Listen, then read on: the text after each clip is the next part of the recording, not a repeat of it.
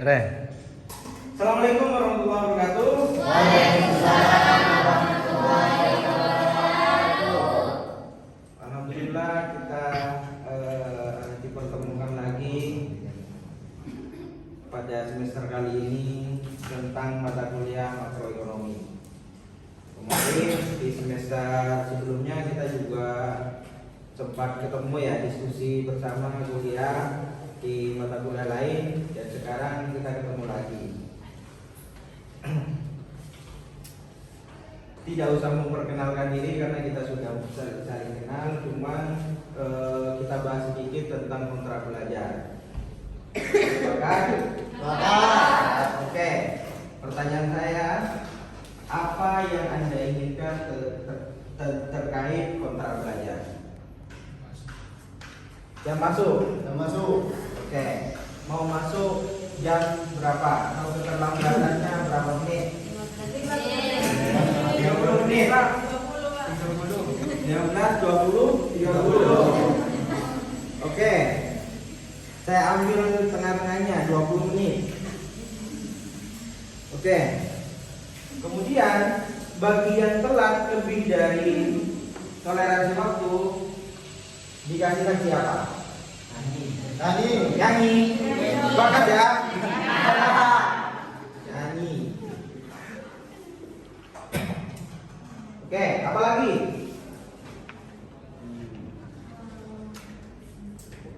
Selain keterlambatan, apa lagi? Baju. Pakaian bebas saja.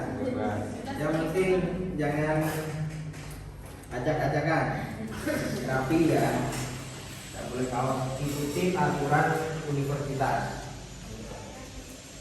Terakhir, penilaian.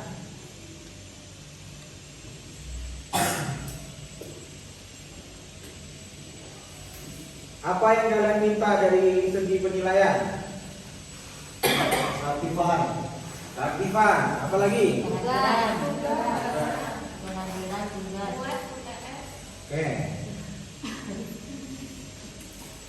Keaktifan berapa? 30%. Saya punya usulan baru. Keaktifan 20. Tugas 20. UTS UAS 10 masing-masing. Berapa semuanya ini sudah? 60. Sisa 40%. 40% etika atau akhlak. Kalian boleh pintar, kalian boleh cerdas, cuman yang harus kalian tanamkan sembari kalian belajar adalah akhlak ataupun etika.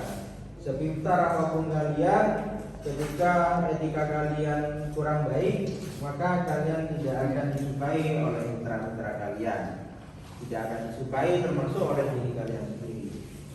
Sepakat ya? Oke. Mau sekecil apapun keaktifan kalian, tugas kalian sesalah apapun, karena kalian masih dalam proses belajar, saya masih bisa mentolerir. Cuman kalau misalkan akhlak, etika kalian sudah buruk, di dalam kelas bisanya cuma tidur, kemudian ngobrol, ganggu temennya, maka kesempatan kalian untuk lulus dalam mata kuliah makroekonomi ini sangatlah kecil. Tugas masih bisa diperbaiki, keaktifan masih bisa dijalani, namun etika harus dimulai dari sejak dini. Sepakat ya? Oke. Sudah. Sekarang kita akan masuk ke dalam materi. Kan sudah kenal, langsung materi.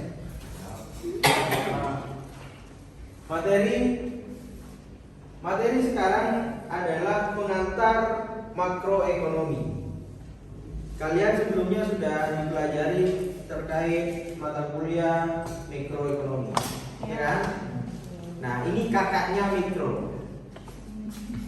Kalau mikro adiknya, ini kakaknya makro.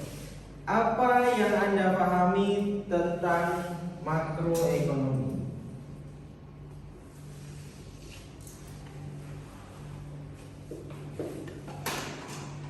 Coba.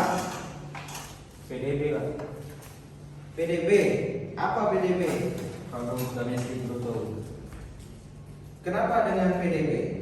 Karena itu sudah mencakup dari satu daerah ataupun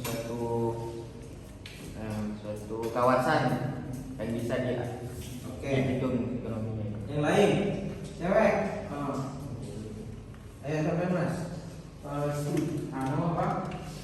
Makro yaitu studi secara keseluruhan, namun ruang lingkupnya itu lebih meluas Pak. Sedangkan di mikro lebih kecil dan makro lebih lebih meluas gitu Pak. Seberapa luas? Ya misalkan ruang lingkupnya itu Pak. Iya, seberapa luas? Berapa meter? Bisa diukur nanti. Kayak Yo cewek. Mbak. Ayo. Apa makro? Makro. Mikro itu yang Anda pahami kalau mikro apa? Skala kecil ya. Ilmu ekonomi yang membahas tentang perekonomian skala kecil. Contohnya UMKM, pasar di suatu wilayah dan lain sebagainya. Ya. Iya Pak. Kalau makro Lebih apa? Apa? Keseluruhan di bidang apa saja yang dibahas biasanya? Inflasi.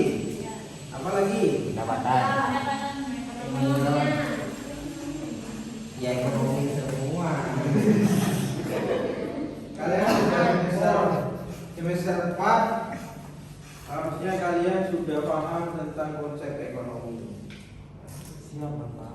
Makroekonomi adalah ilmu yang mempelajari tentang ekonomi secara keseluruhan dalam lingkup suatu negara.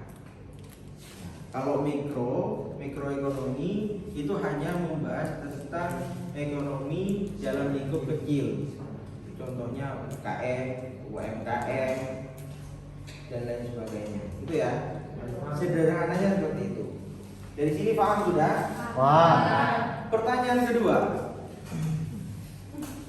Kenapa kita dituntut untuk mempelajari makroekonomi? Apa manfaatnya buat kita? Mbak Tias, manfaatnya apa? Kita sebagai mahasiswa di jurusan ataupun prodi ekonomi khususnya manajemen, manfaatnya itu kita dapat mengetahui pemasukan ataupun anggaran terkait keuangan di negara kita. Itu Pak. Contohnya inflasi ataupun tentang seberapa banyak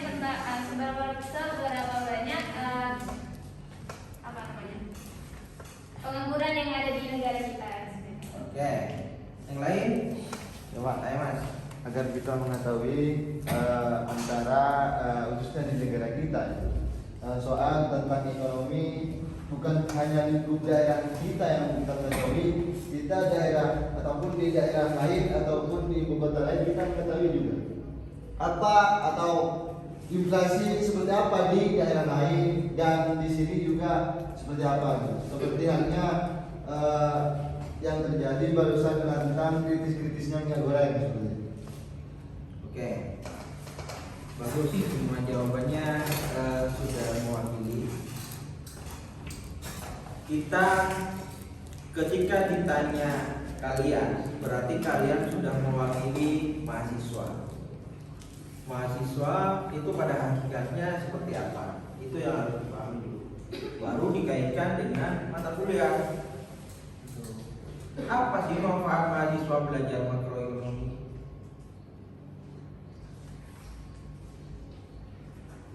Mahasiswa adalah orang yang nantinya akan meneruskan keadaan, kepemimpinan, dan perkembangan ekonomi di Indonesia.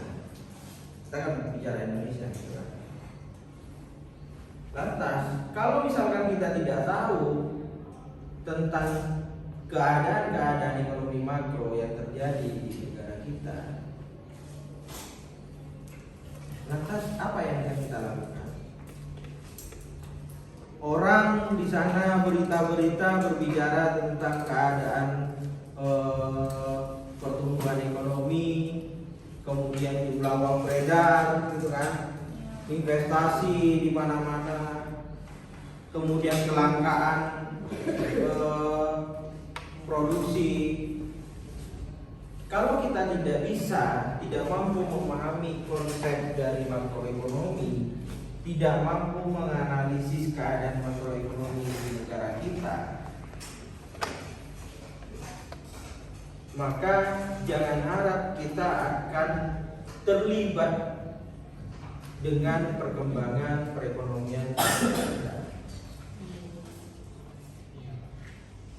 Paham ya? Oke, untuk pertemuan kali ini mungkin itu dulu. Saya harap kalian mampu menganalisis, kemudian mengevaluasi keadaan makroekonomi yang ada di negara kita. Kalau bisa, syukur nanti kita bisa membandingkan keadaan makroekonomi di negara kita dengan negara-negara yang lain yang sudah maju. Paham ya? Jadi tugasnya nanti akan saya kirimkan di WA group. Minggu depan kita akan lebih diskusi tentang analisis pada seluruh makroekonomi. Paham ya? Ada pertanyaan? Kalau misalkan nggak ada pertanyaan, saya cukupkan dulu sampai di sini.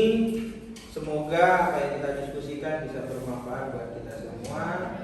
Kita bisa ikut andil dalam mengembangkan perekonomian di negara kita. Saya ini, assalamualaikum.